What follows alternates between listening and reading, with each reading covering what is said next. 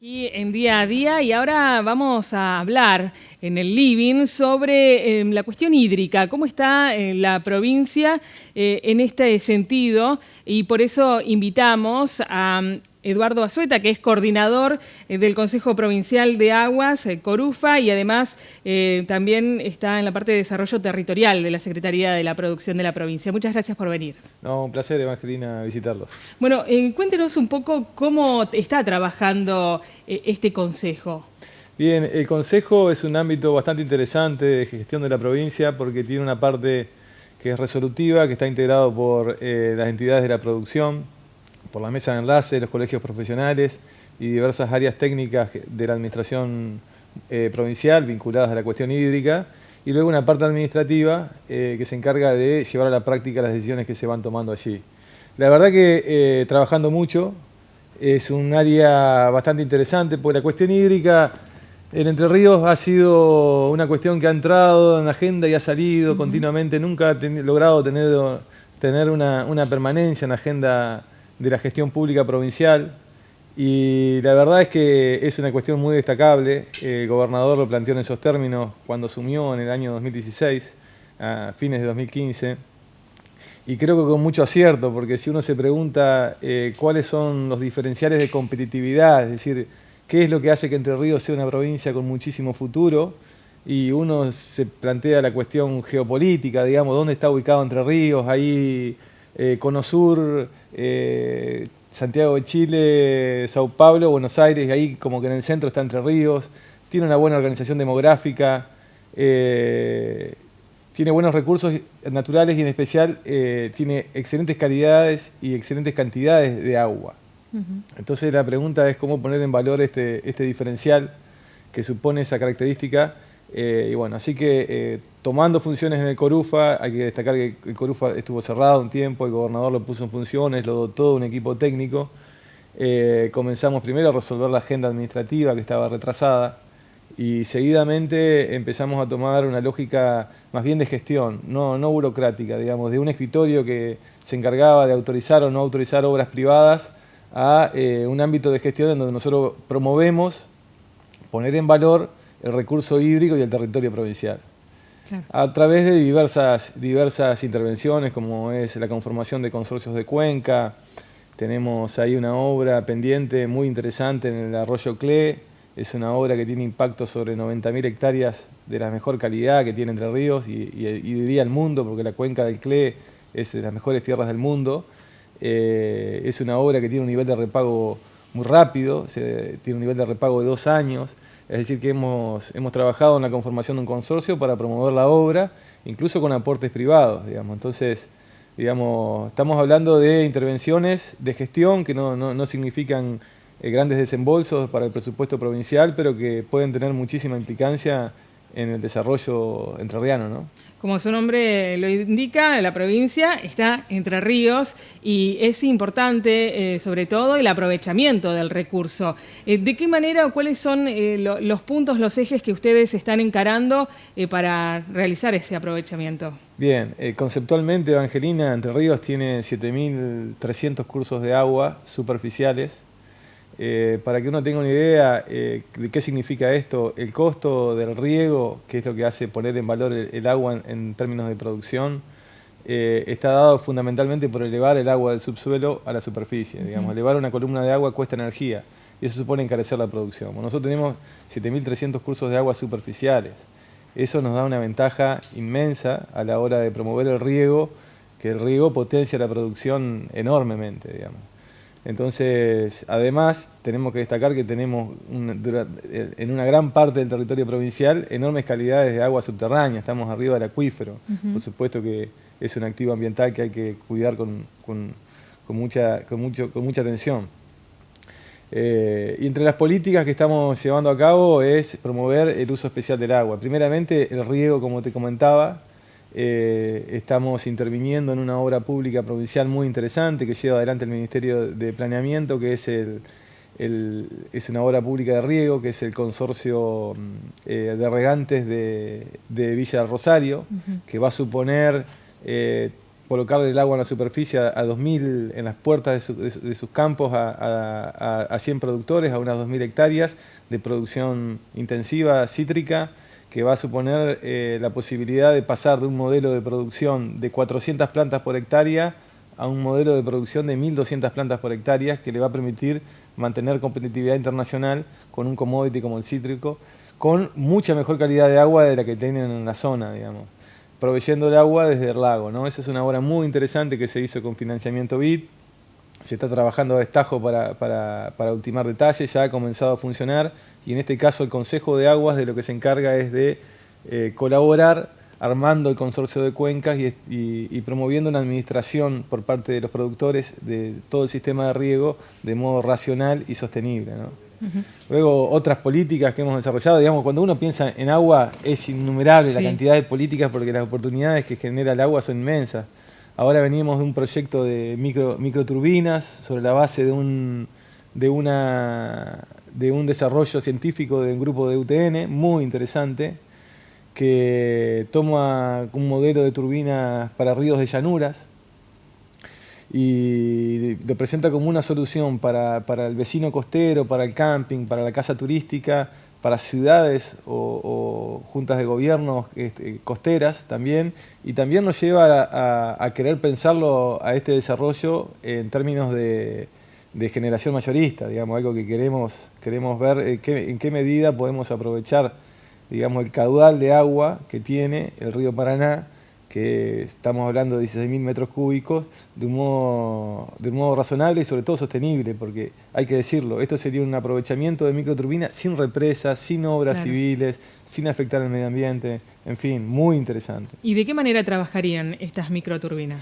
Estas microturbinas son, para que se hagan una idea, son una especie de aspas que se activan y cuando el río corre a más de 1 metro por segundo. La gran mayoría del cauce del Paraná corre a más de 1 metro por segundo y hasta 1,5 metros y 2 metros en las zonas del canal.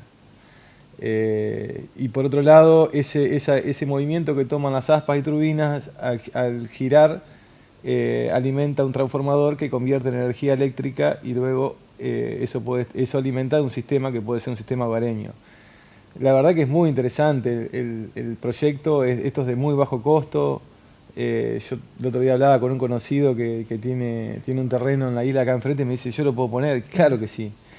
Seguramente, digamos, una forma de solucionar, y aparte, a diferencia de otras fuentes renovables, la energía hídrica funciona 24/24, digamos. Entonces eso le da una perspectiva muy interesante a estos proyectos, y son proyectos que hay que poner en valor, que hay que tratar de estudiar exhaustivamente, yendo al grano, con una actitud de gestión, de encontrar resultados concretos, de generar valor público, ¿no? ¿Y hay alguna experiencia parecida en el país con respecto a las microturbinas? Sí, bueno, se utilizan mucho en ríos de montaña, en ríos de llanura se utilizan mucho en Brasil y en Estados Unidos bastante. En Europa incluso se utilizan al interior de las casas, digamos, todo el sistema de desagües hogareños también se utiliza para generar energía, digamos. Hoy en día hay una cuestión, así como está en tela de juicio la cuestión tarifas y la situación de la provincia, hay una búsqueda intensa desde lo tecnológico para generar energía a bajo costo, y bueno, este proyecto también se enmarca en eso, ¿no? Nosotros estamos hablando del recurso hídrico del agua como aliado, pero también hay cuestiones que tienen que ver con la naturaleza, con la creciente de los ríos, también incluso las sequías en algunos puntos, y queríamos saber de qué manera también actúa e interviene el CORUFA.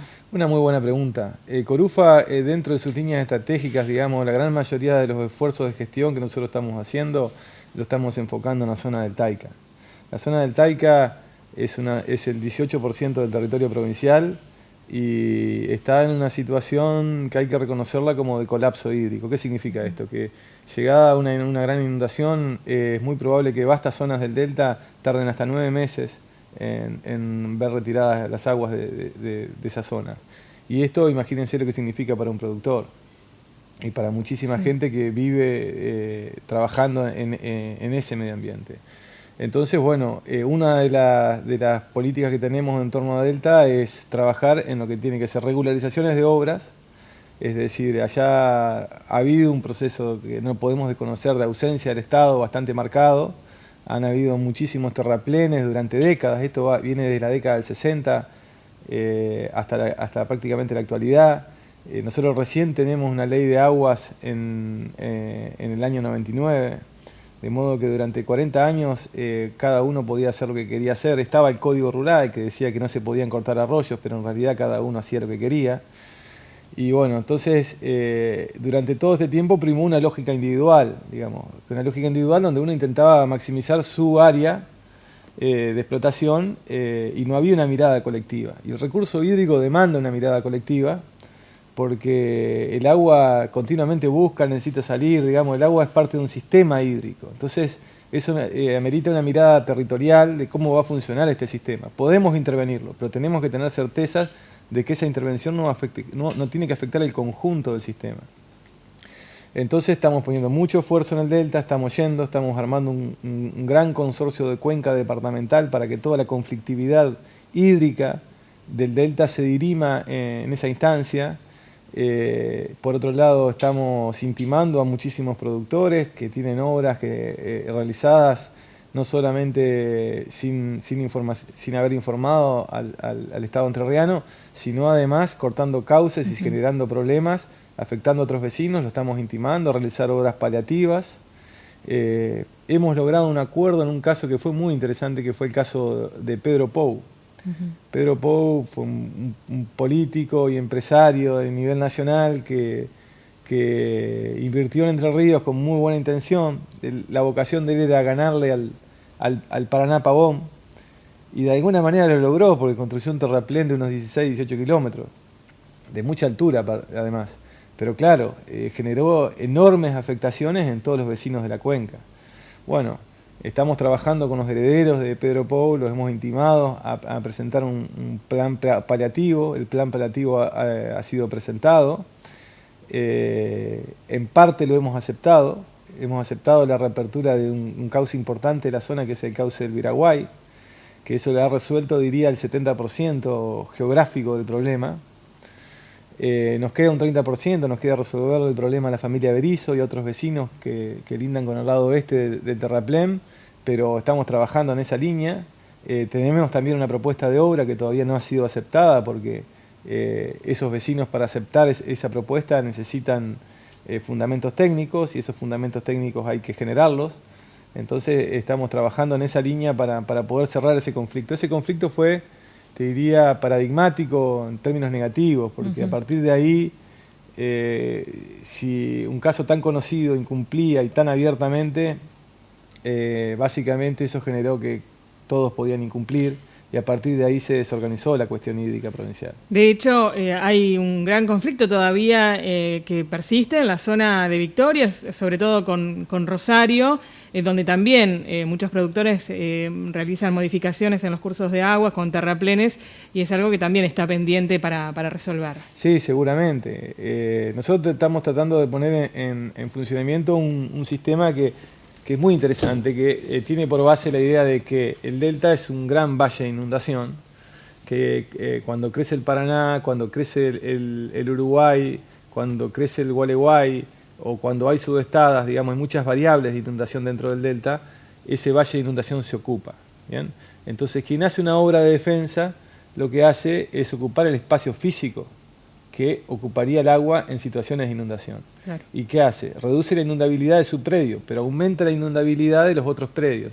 Entonces estamos pensando en un esquema compensatorio, en donde quien ha hecho una obra de defensa compensa a los restantes copropietarios de la cuenca, para de alguna manera poder tener un esquema de funcionamiento de obras puntuales que nos permitan sostener un montón de actividades menores que hay que hacer en el Delta, como por ejemplo colocar caños determinadas en rutas que también han interrumpido la correntía del agua, resolver temas de caminos, dragar arroyos, hacer canales, en fin, un montón de obras menores que tendríamos que hacer para optimizar el funcionamiento del sistema del Taico, tanto en términos ambientales como en términos productivos. Porque esto hay que decirlo, la producción del delta, por lo general, es una producción muy amigable con el ambiente. Y tenemos que tratar de ir cada vez más en ese sentido. Nosotros vemos con claridad la posibilidad de armonizar la cuestión ambiental y la cuestión productiva, tratando de seguir un modelo de economía verde, que básicamente lo que propone es eso. Creemos que tiene muchísimo futuro la cuestión silvopastoril, la combinación de forestación, de sauces cuya genética ha desarrollado el INTA Campana, con la ganadería con bajas cargas. También vemos con mucho futuro la apicultura. Creemos que la zona del delta es una zona especial, que bien podría tener una marca territorial diferencial. La miel del delta es una miel con características propias y únicas, entonces eso hay que hacerlo valer. En fin, hay muchas cosas por hacer y eso es lo bueno. Sin duda. Eduardo, le agradecemos mucho que haya venido y sobre todo para conocer un poco más de qué se trata este Consejo Provincial de Aguas. Muchas gracias, muy amable. Gracias a ustedes, Martín.